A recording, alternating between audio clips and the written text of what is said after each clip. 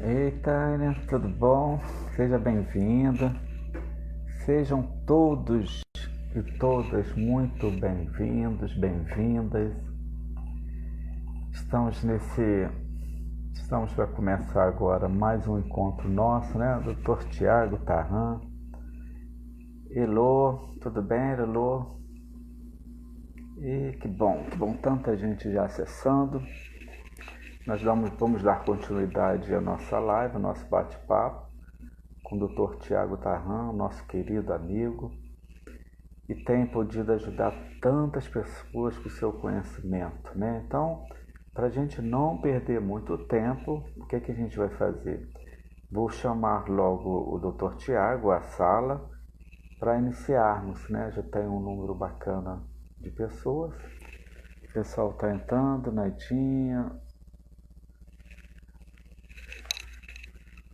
Dá mais um tempinho. Enquanto isso, eu vou chamar o Dr. Tiago para fazer parte desta sala e iniciarmos a nossa live. É um prazer também, Regina, muito grande, viu? Obrigado pela sua companhia. Tiago, para mais esse bate-papo, né, Regina? Olá, Tiago, meu querido amigo, tudo bom? Boa tarde, Carlos. Tudo bem? Boa tarde a Boa tarde. todos. Acertar aqui direitinho, que essa tecnologia, mas a gente vai aprender, né? Pô, eu botei aqui um negocinho de setembro amarelo, mas a câmera tá muito. Deixa eu baixar minha câmera para aparecer também, né? Isso. Olha, são duas cores que eu gosto muito, o amarelo um pouco mais claro, né? E o branco, além de outras cores também. Mas estou de branco hoje, não é o setembro amarelo, mas é um setembro branco. É um setembro que, na verdade, Thiago, eu acho que todas as cores se unem, todas as pessoas se unem nesse momento para a gente combater, para a gente falar sobre esse tema tão importante, né?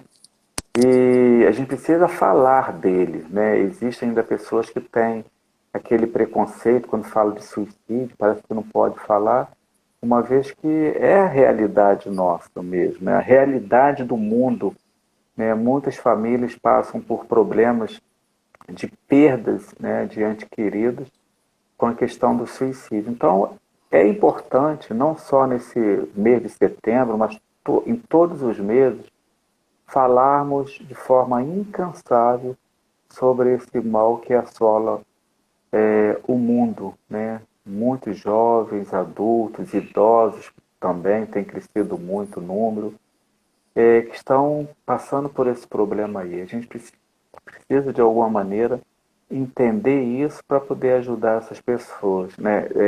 A prevenção mesmo, propriamente dita. Tiago, mas eu quero assim fazer uma breve apresentação e depois vou passar para você para nós iniciarmos.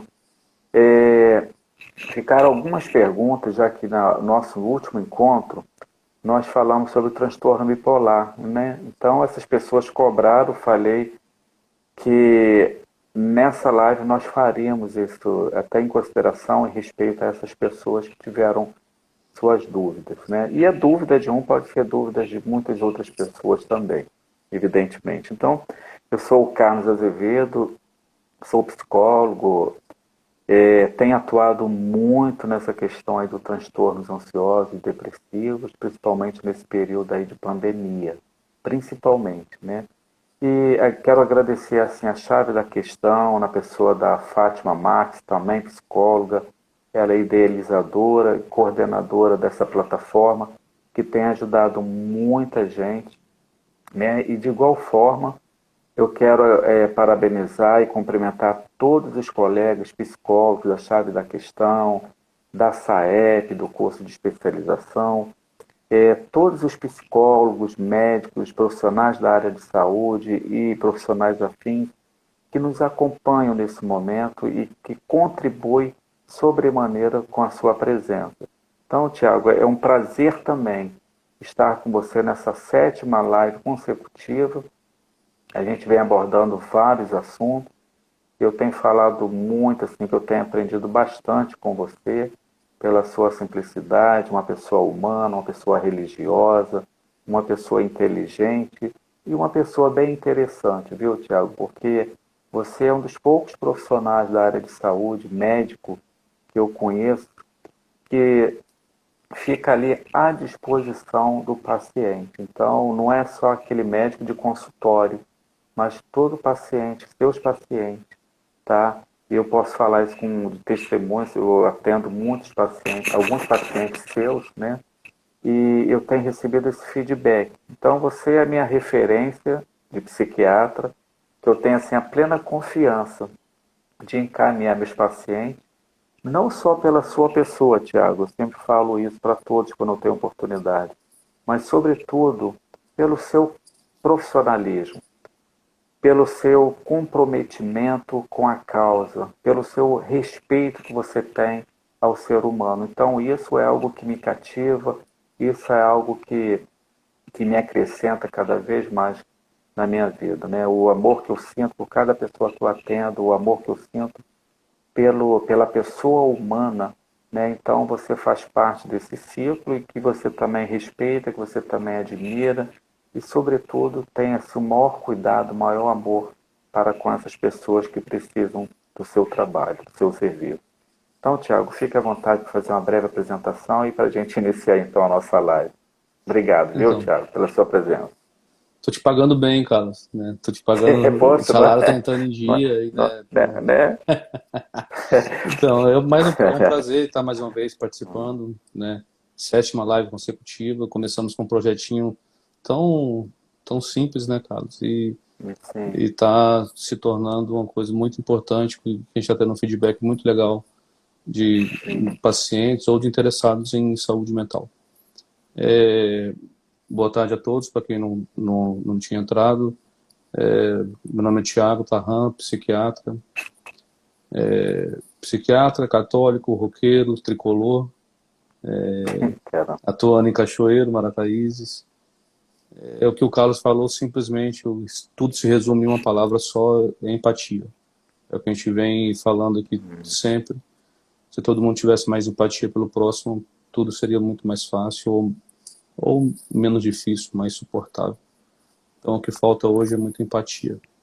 E a gente procura, né, se colocar no lugar do próximo, imaginar que a gente está atendendo um parente nosso e é assim que a gente segue o nosso dia a dia, demonstrando atenção, carinho, amor e tentando ao máximo proporcionar qualidade de vida aos pacientes, né?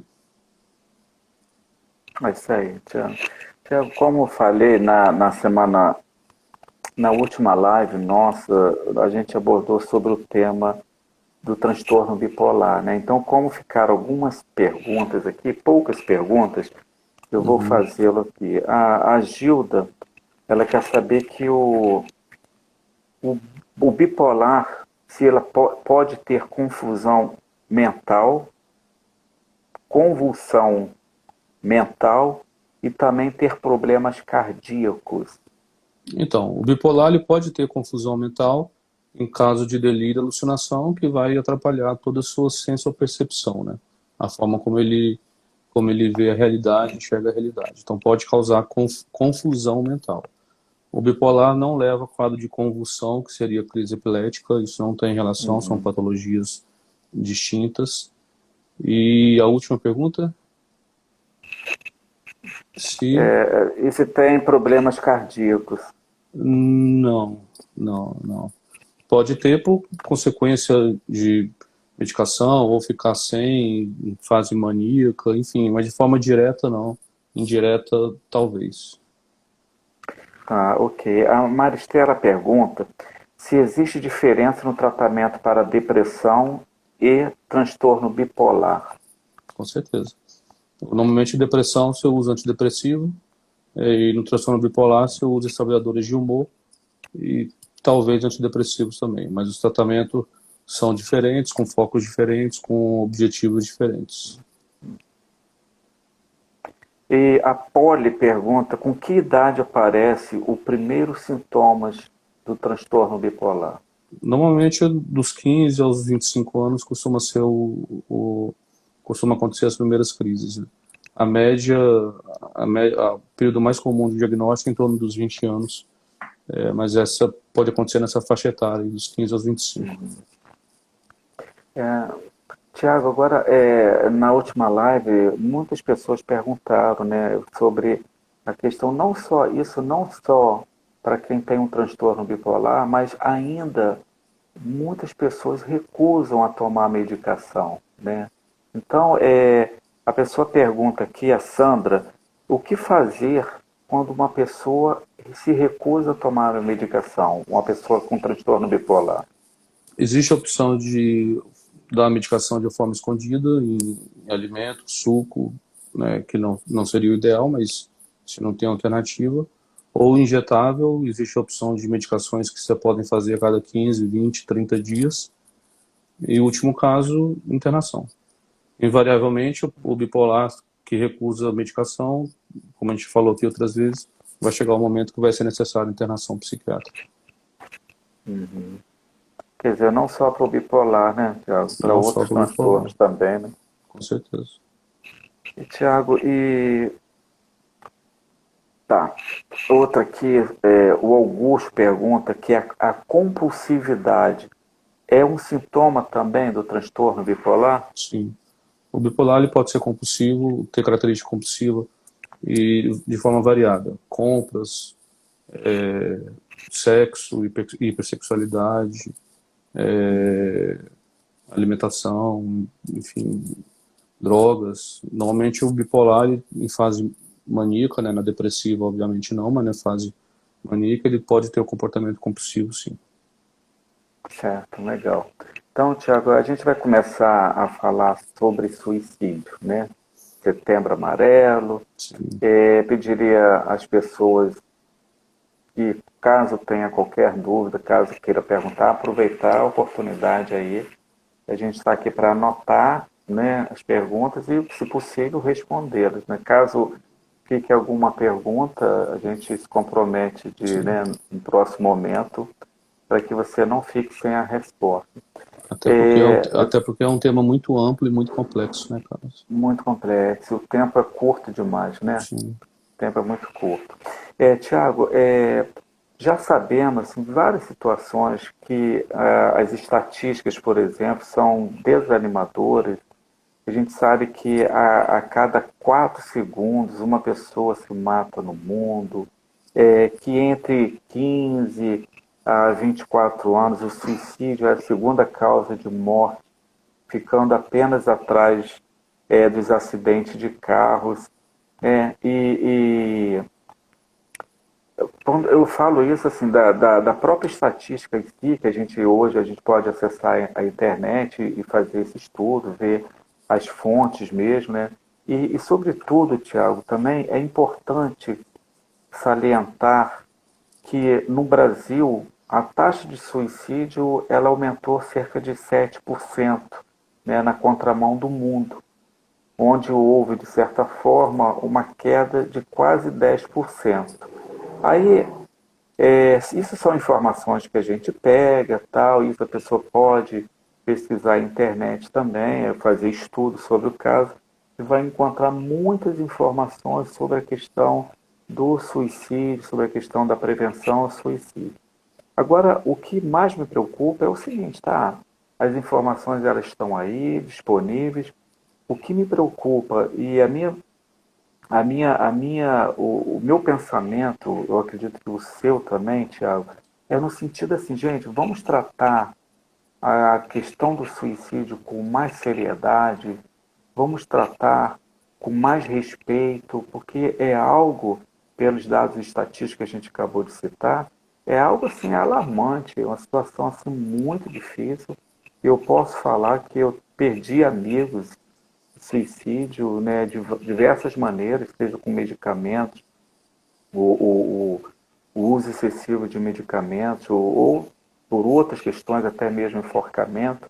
Eu já tive experiências, né? Até como profissional mesmo, já perdi paciente. Enfim, Tiago, a gente vai batendo esse papo. E eu já queria te Sim. perguntar, Tiago, sobre, na sua concepção enquanto psiquiatra, o que está acontecendo em relação a esses dados tão preocupantes, Tiago?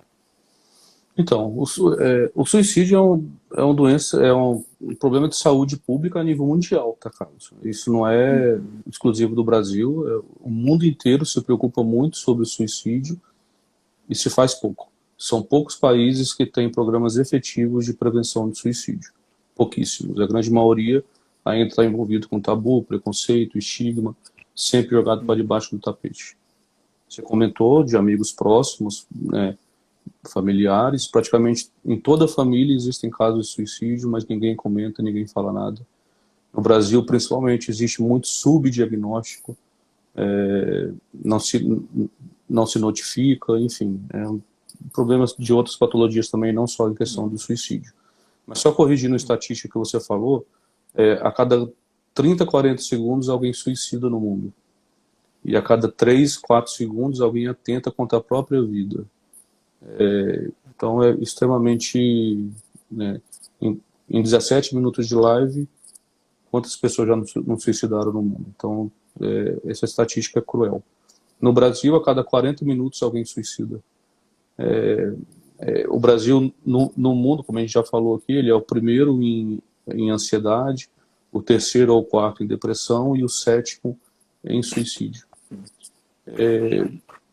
Mas, assim, mas o que é o suicídio? O suicídio é definido como um ato deliberado da pessoa, executado contra ele mesmo, cuja intenção é a morte, de forma consciente e intencional, usando meios que ele vai achar que seja letal. Então essa é a definição do suicídio. Então o suicídio é um problema extremamente grave e que a pessoa atenta contra a própria vida, mesmo a gente tendo meios, né, variados de estar evitando isso. O comportamento suicida, o suicídio já é descrito na história da humanidade já, né, há muito tempo, em todas as culturas, independente do país, da região, clima, alimentação, o suicídio está presente em todas as populações.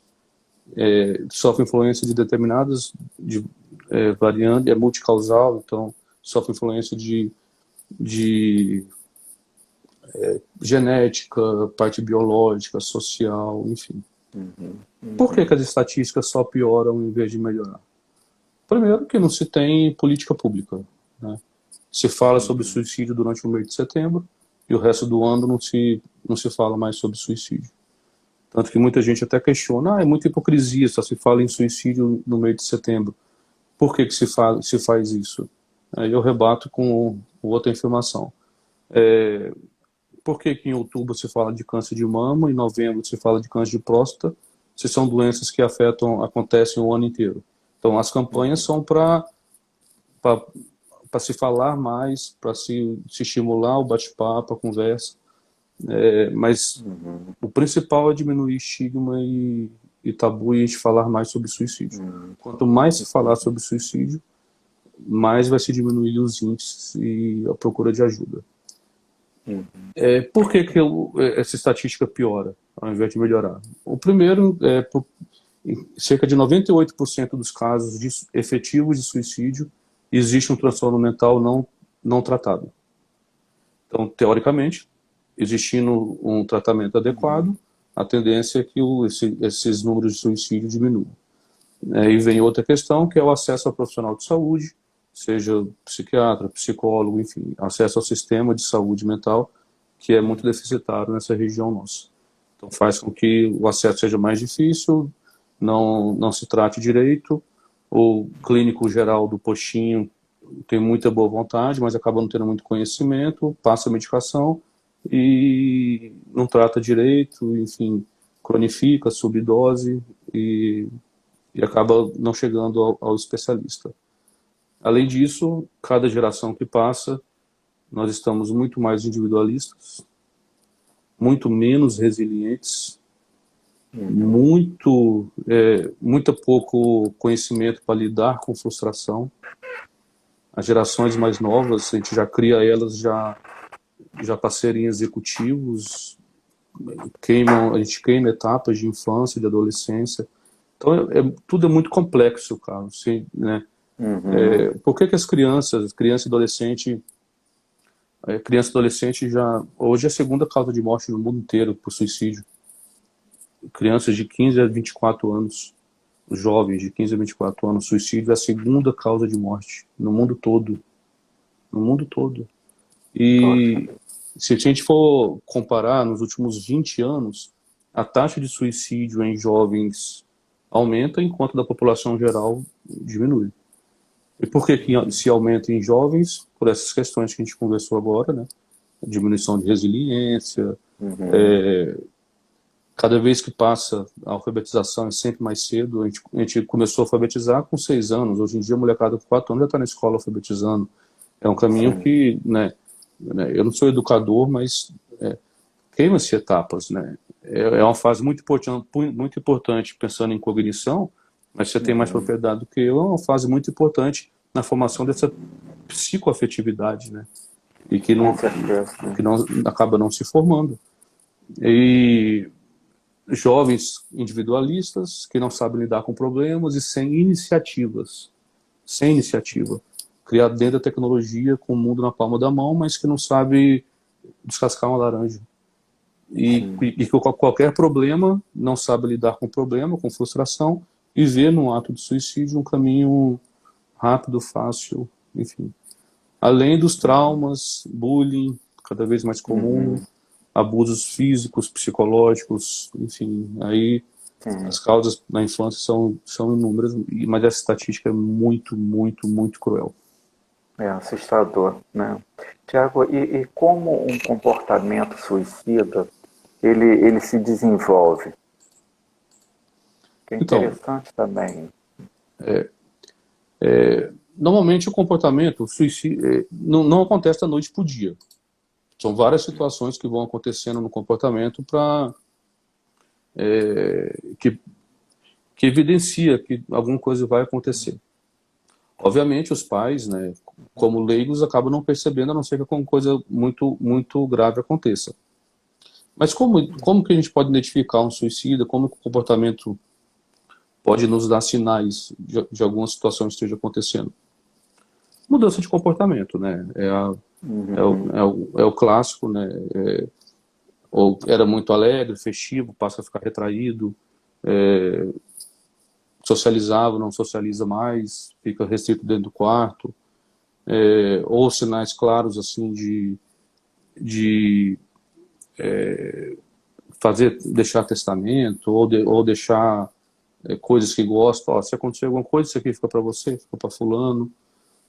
Cartas de despedida, pedir desculpas por situações que aconteceram e que provavelmente ninguém lembra mais. E visitar amigos, parentes que não via há muito tempo.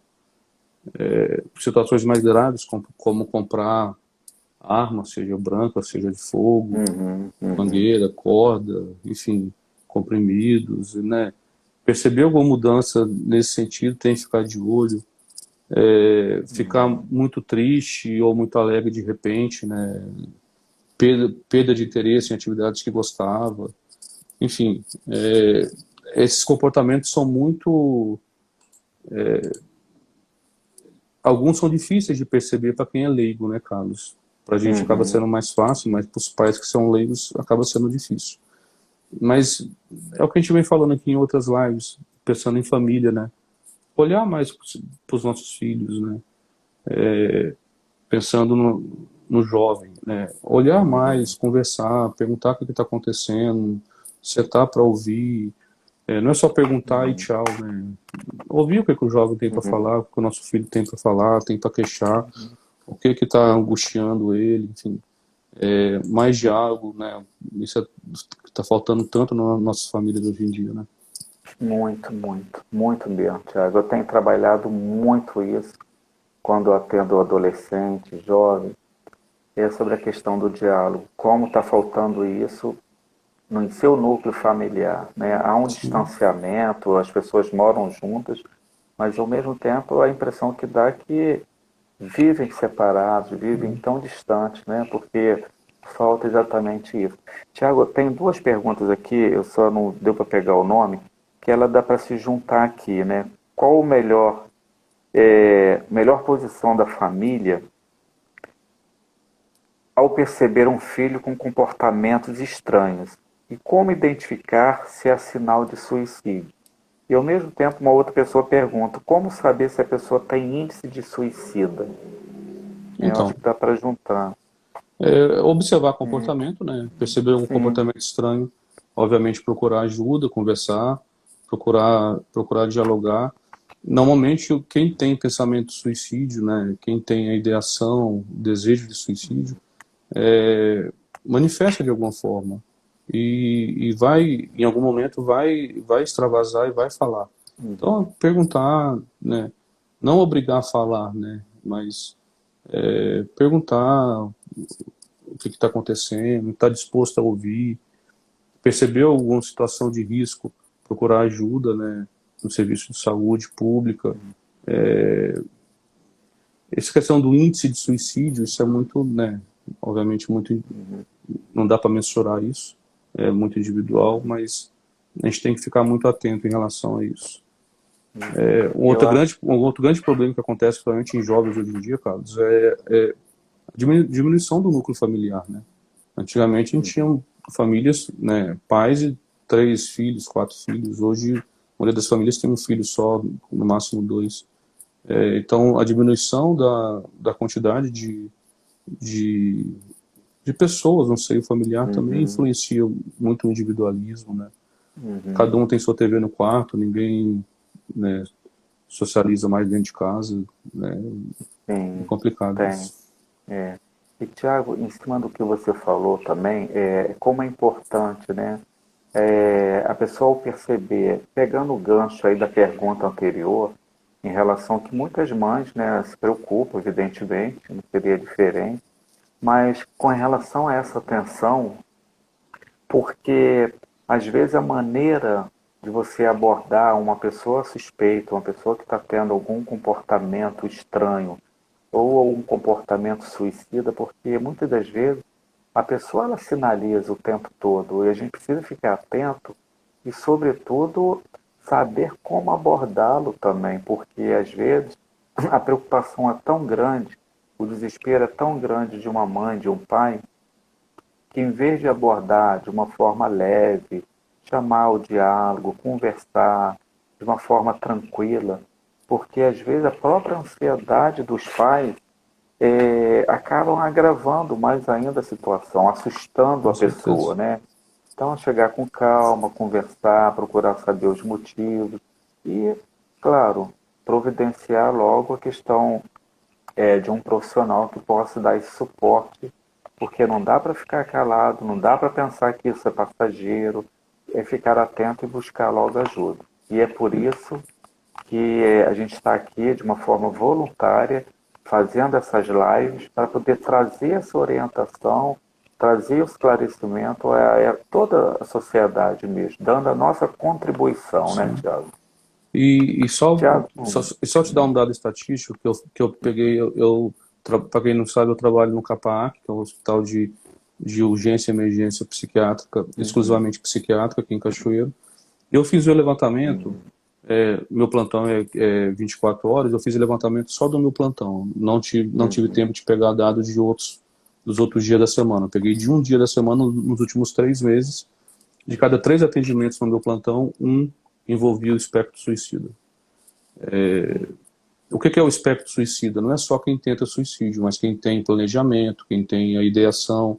Então, o espectro suicida vai muito além da tentativa em si. O planejamento, né, o desejo de sumir, desaparecer, tudo isso se enquadra dentro do espectro suicida, tá? é bem interessante essa informação, sim, Tiago. Tiago, sabemos que as doenças mentais também, elas são responsáveis por mais talvez se eu estiver errado me corrija, por mais de 90% dos suicídios. Como evitar isso? Fale um pouco mais sobre isso, Tiago, por favor. Então, cerca de 98% dos casos efetivos de suicídio tem um transtorno mental associado, não tratado ou maltratado. Dentre os transtornos mentais, o que a gente conversou sobre o transtorno bipolar, né?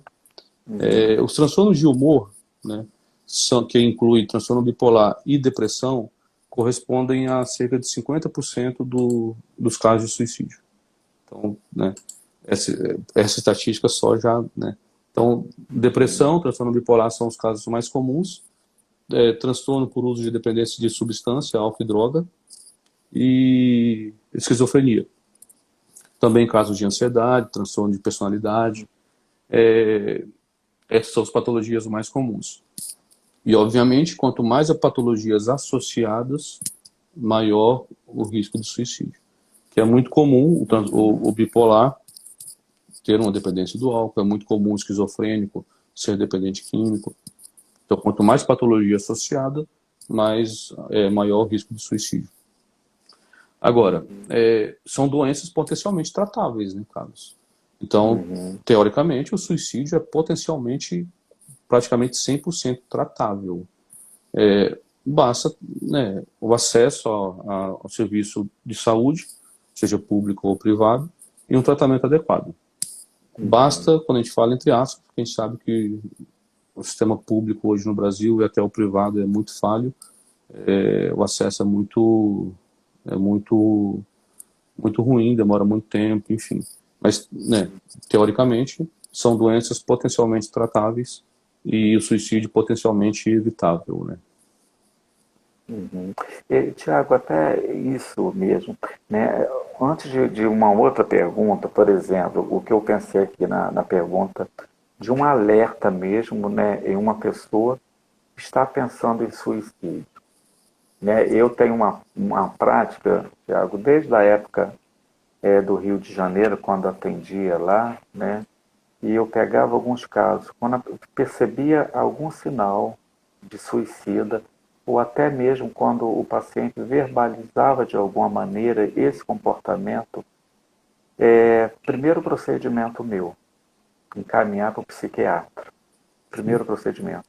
Porque eu não sei se ele está dentro de 98% aí de uma doença patológica, uma doença mental, né?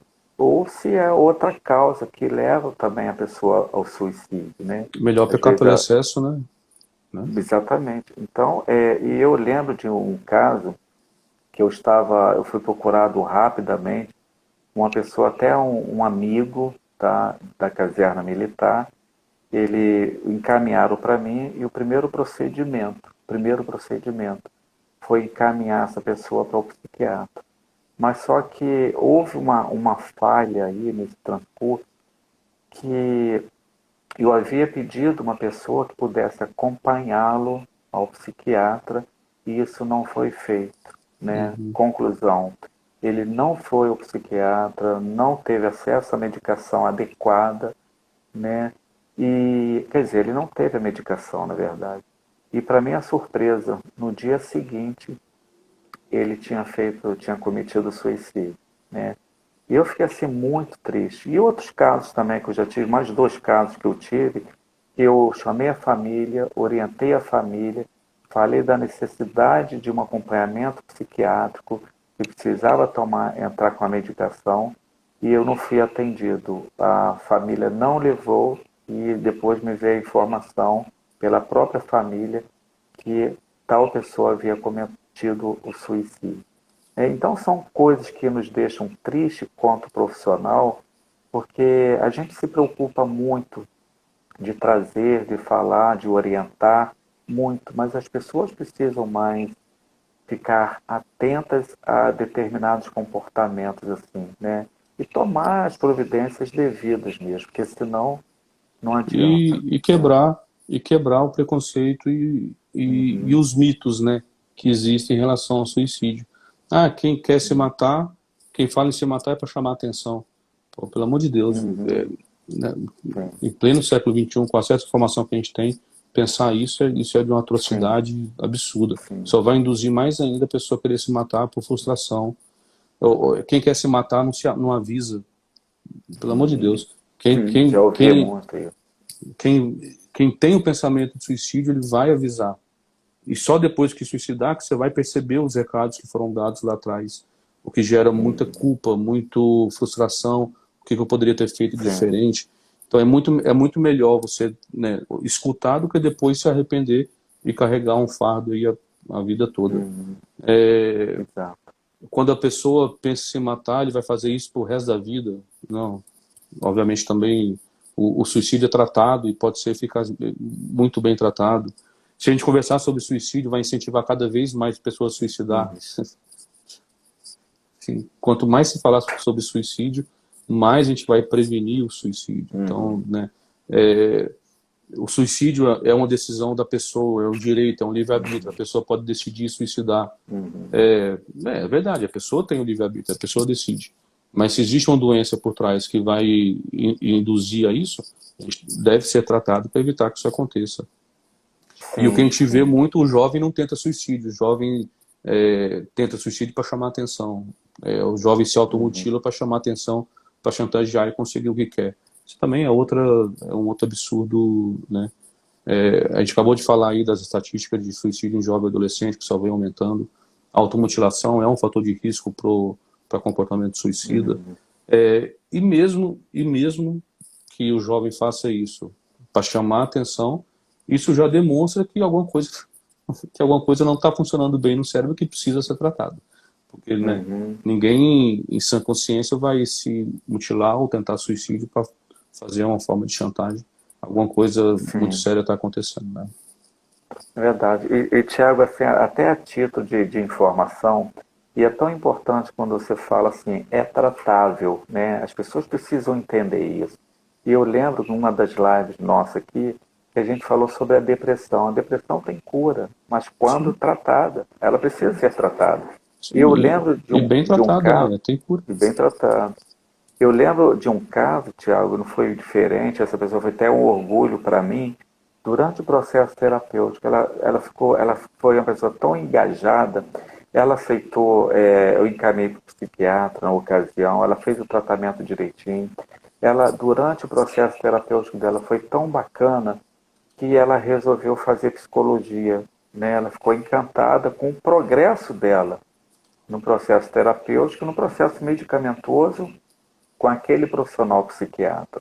E ela fez psicologia. Quando, para minha surpresa, ela foi levar o convite para mim já da formatura dela e me convidando para poder participar da formatura dela de psicóloga. Uma pessoa que estava no processo depressivo, mas fez o tratamento adequado, e ela tentou por duas vezes o suicídio. Ela tentou 2 vezes suicídio. E ela buscou ajuda. E ela superou todo o problema que ela tinha, porque ela seguiu direitinho o tratamento dela. Hoje ela é uma psicóloga e atua lá no Rio de Janeiro. Sabe? Exemplos a gente tem aos montes, né, Carlos? De pessoas que tentou suicídio e, graças a Deus, não conseguiu, e que a gente teve intervenção e tratou, resolveu, e vida que segue. Hoje tem uma vida plenamente normal, dentro de um bom senso,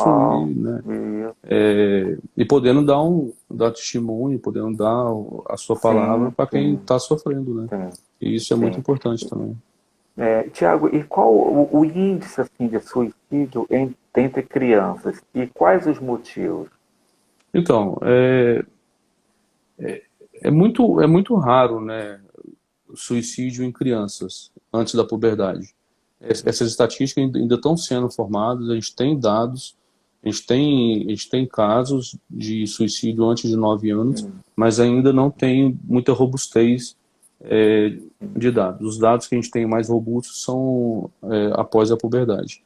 E os casos envolvem basicamente o que a gente já vem falando: abusos físicos, psicológicos, sexuais, abandonos, traumas, bullying, violência doméstica, são, né, que isso para a criança marca para a vida toda. E a criança tem uma questão que, se você tem mais propriedade do que eu para falar, ela carrega muita culpa, né? E a criança, por Uhum. carregar a culpa, ela modifica o seu funcionamento biológico cerebral e que vai fazer com que vire um adolescente, um adulto doente e que possa até levar esse pensamento de suicídio até o ato também, né? Então, é uma fase muito complicada, cara, e que se a gente não tiver uma É, atenção, é assim. né?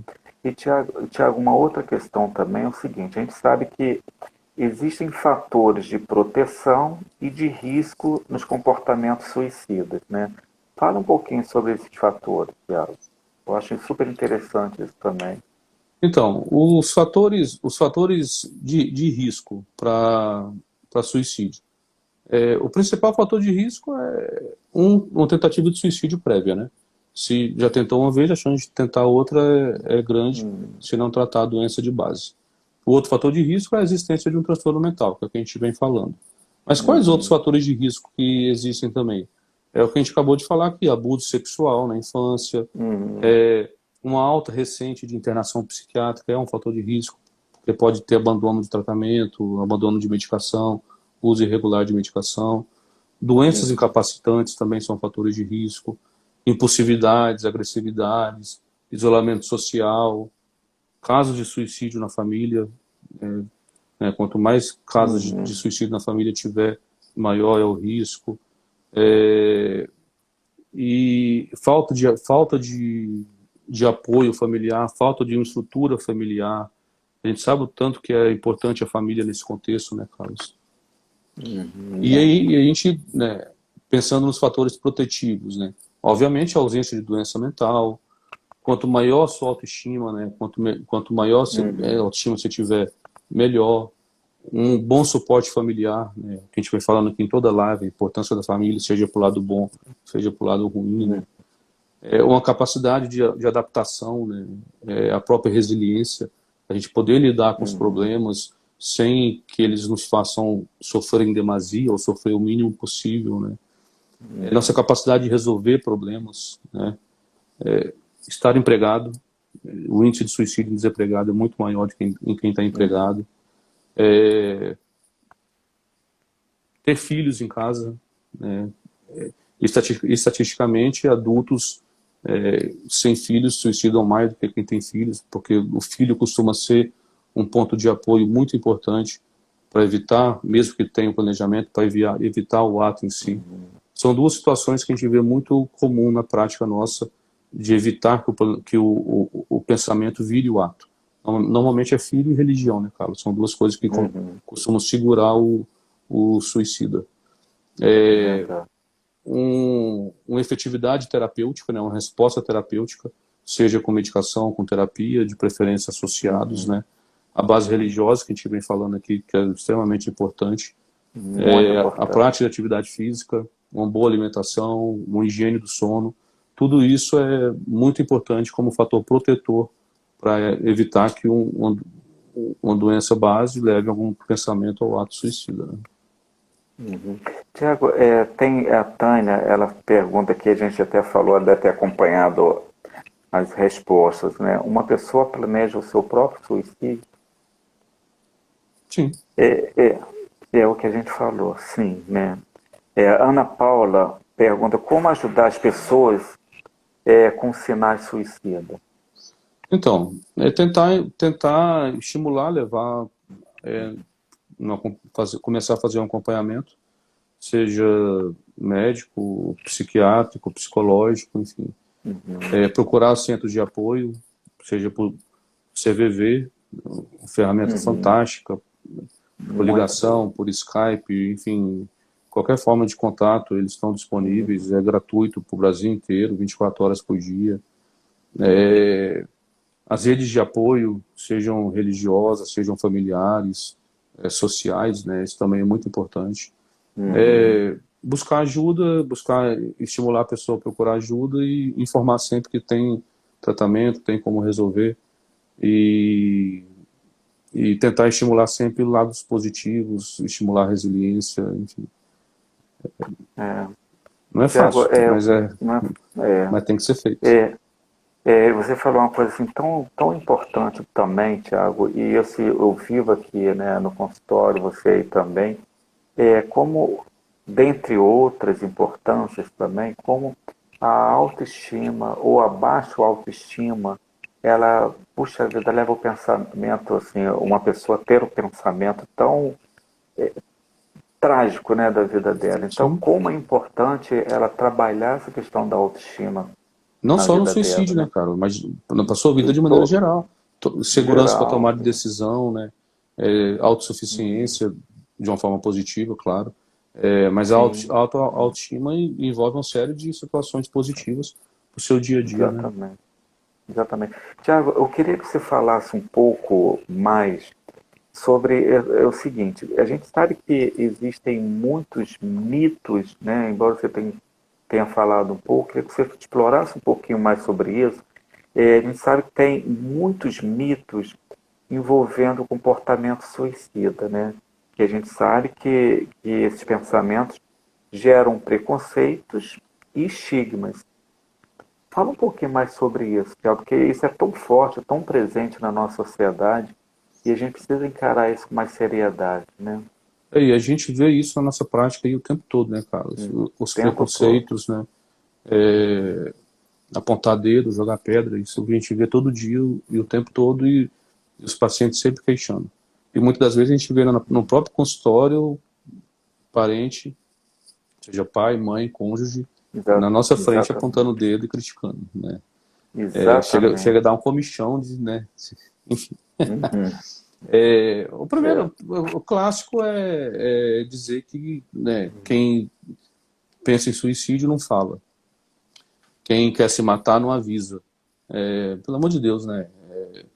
Os recados são vários e de maneiras distintas. Então, quem pensa em suicídio, ele vai avisar, ele vai dar sinais, e muitas vezes sinais claros de que está com esse pensamento e está pedindo ajuda. Muitas vezes tem vergonha de pedir ajuda por sentimentos de fraqueza, né, de impotência, e os recados são dados para que a família, principalmente a família, enxergue, e muitas vezes isso não acontece. Uhum.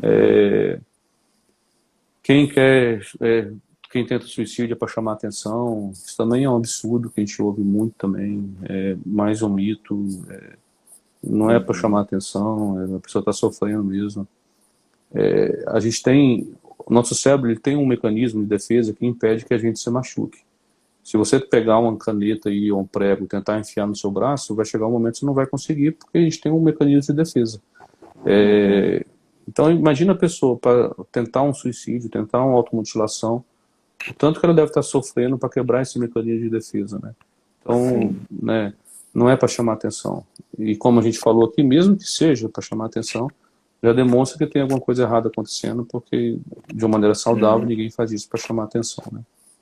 Exatamente. E os mitos, né, os preconceitos, né, é o que atrapalha muito o diálogo, falar sobre suicídio, né?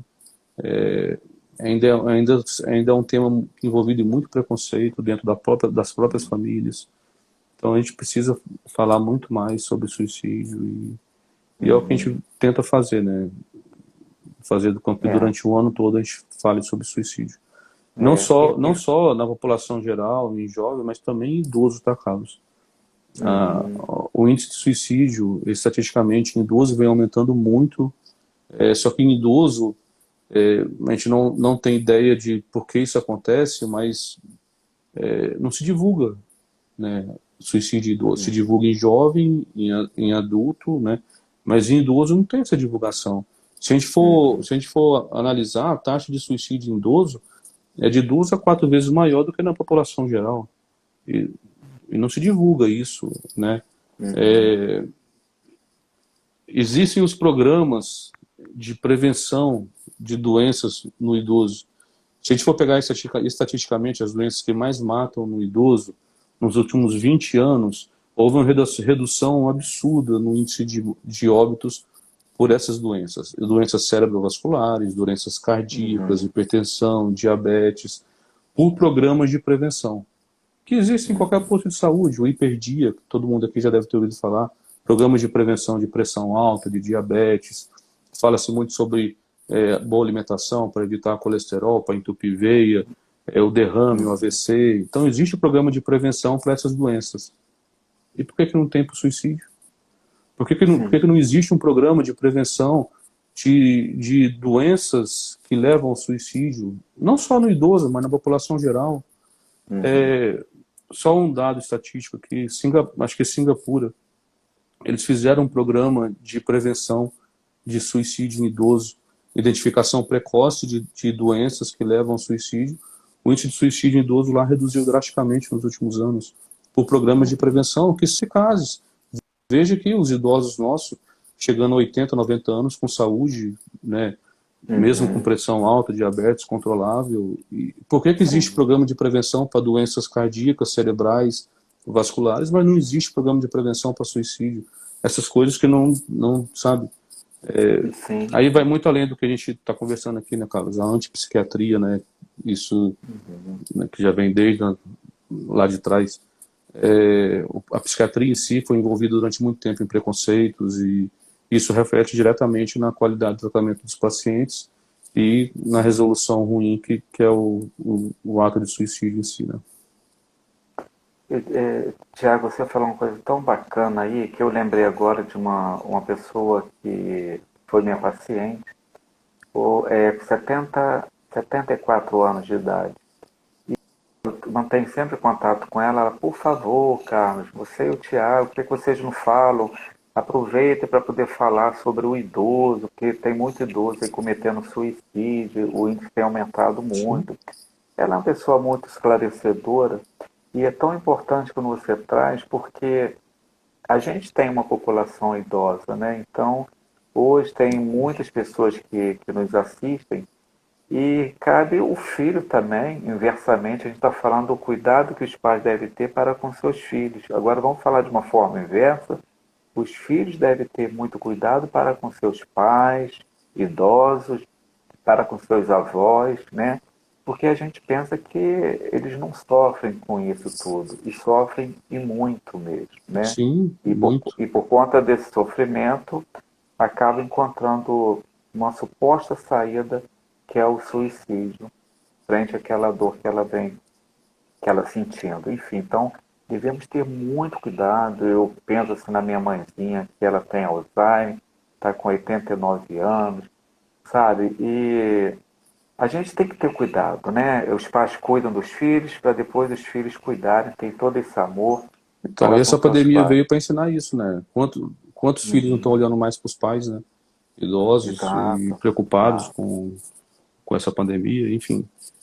Empatia de maneira geral, né, Carlos? Para todos os lados, né? Exatamente. Via de mão dupla, né?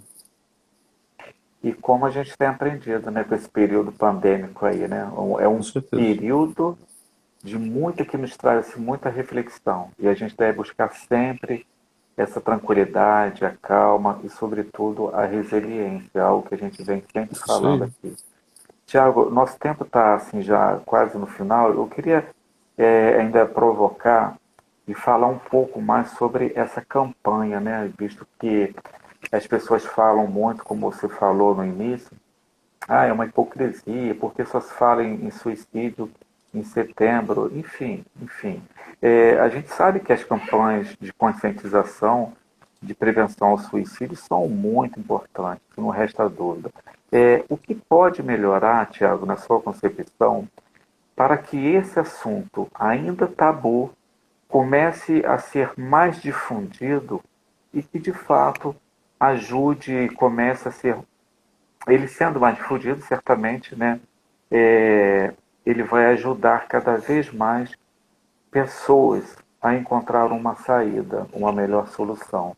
Então, sobre esse tabu ainda, né, o que você pode falar em termos de orientação para a gente, Thiago? Então, o que a gente mais pede, o que a gente mais orienta, o que a gente mais clama, né, seria o termo mais correto, é conscientização, né, Carlos? É conscientizar. A partir do momento que você é consciente sobre um tema, você diminui seus pré-conceitos, seus julgamentos, suas críticas. E acaba tendo mais acolhimento, você acaba tendo mais empatia, você deixa de subvalorizar queixas, você age com menos menosprezo pelo próximo, e isso faz com que você diminua estigma, diminua tabus e diminua os preconceitos que são tão enraizados na nossa crença. E isso é o que a gente carrega, né, da geração passada, que herdou da geração anterior. Essas crenças a gente carrega e a gente transmite por educação, por convivência, por exemplos, e cabe a gente tentar modificar isso. A gente é um ser humano em constante evolução. E a gente busca sempre, amanhã, a gente está melhor do que hoje e menos pior do que depois de amanhã. Então a gente está em constante evolução e esperamos sempre uma evolução positiva. Então o que a gente sempre espera com as campanhas é simplesmente falar a respeito. Né, tirar as travas da língua, tirar esse tema suicídio debaixo do tapete, as famílias sentarem, conversarem a respeito. Como eu falei lá no início da live, praticamente toda família tem caso de suicídio, velado ou não, mas tem, então tem que ser conversado. O suicídio na família é fator de risco para outros parentes suicidarem, então a gente tem que falar a respeito, a gente tem que conversar a respeito, isso o ano todo. Por que se fala só em setembro? Porque existe a campanha para se falar durante um mês, igual tem o Outubro Rosa, o Novembro Azul, são doenças que são prevalentes o ano inteiro, mas se escolhe um mês para se falar a respeito, onde as mídias, os órgãos públicos, né, vão absorver as cores da campanha para se falar a respeito, né? Então essas campanhas são fundamentais e a gente é fã de carteirinha dessas campanhas para se falar mais a respeito, né? É verdade, assim, Tiago. Tiago, talvez seja, talvez não, com certeza será a nossa última pergunta de hoje. A Nádia, ela faz uma pergunta aqui muito interessante. Pessoas com TDAH têm mais propensão à depressão e, consequentemente, ao suicídio? Então, vamos lá, pergunta um pouco complexa, mas pensando no TDAH no adulto não tratado, o TDAH no adulto não tratado, isso pode gerar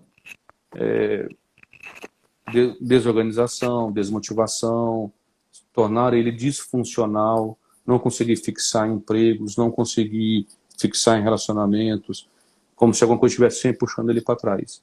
Isso, obviamente, como consequência, vai gerar frustrações, baixa autoestima, sensação de inutilidade, impotência, que podem levar a quadros depressivos e, consequentemente, tendo um quadro depressivo, suicídio. Então, isso são caminhos que podem acontecer. Obviamente, isso é muito individual e não dá para a gente mensurar em quanto tempo isso pode acontecer. Mas, volto a dizer, potencialmente tratável, né, e evitável, né? Pensando no TDAH na hiperatividade, aí não geraria muito depressão, sim, mas atos ilícitos, enfim, em adulto, né, e já iria para outro caminho, né? Tiago, nós já estamos, acho que está faltando um minutinho, a vontade é de ficar mais, porque o assunto é muito amplo, né? Sim. E a gente fica devendo, de certa forma, a gente pode continuar na perguntas próxima aí. esse mesmo tema, né? Podemos, Já vai sim, ser outubro, podemos mas a sim. gente continua falando sobre o Setembro Amarelo. Isso, já para os que falam que é porque só é setembro, né? Então a gente vai falar em outubro também. Sim. Tiago, então assim, eu quero agradecer muito a todos, né, que aceitaram o nosso convite, a todos que vêm nos acompanhando nessa vários assuntos assim, muito importantes, Tiago. Sobretudo, mais uma vez, agradecer a você e vamos combinar na próxima live você falar um pouco de mim também, né? Porque aí vai ficar cansativo, né, Tiago? Falar só de você, né? Verdade. Vou fazer uma via de mão dupla, né? Isso aí. Mas brincadeira à parte. Agradecer mais uma vez a chave da questão, agradecer a gentileza, Tiago, você está aqui mais uma vez com a gente, viu? Que você também faz parte da chave da questão, prestando o seu serviço voluntário, né? Que Deus te abençoe, que Deus abençoe a todos nós. E em breve teremos um trabalho, um fórum sobre o combate à depressão. A gente vai estar divulgando também. Tá bom, Tiago? Muito obrigado. E até a próxima live daqui a 15 dias. Daqui a 15 próximo dias. sábado, o outro. Agradecer a todos. É a presença, a disponibilidade e mais empatia, gente. Vamos falar mais a respeito, mais empatia, mais amor. Tá? Um bom fim de semana a todos. Deus abençoe a todos aí, tá? Obrigado. Tiago, eu te chamo daqui a 1 minuto, tá, Tiago? Vou fazer Ok? todo o procedimento aqui para salvar esse nosso bate-papo e depois a gente vai divulgar também no YouTube, tá bom? Te agradeço, um grande abraço, que Deus nos abençoe. Tchau. Tchau.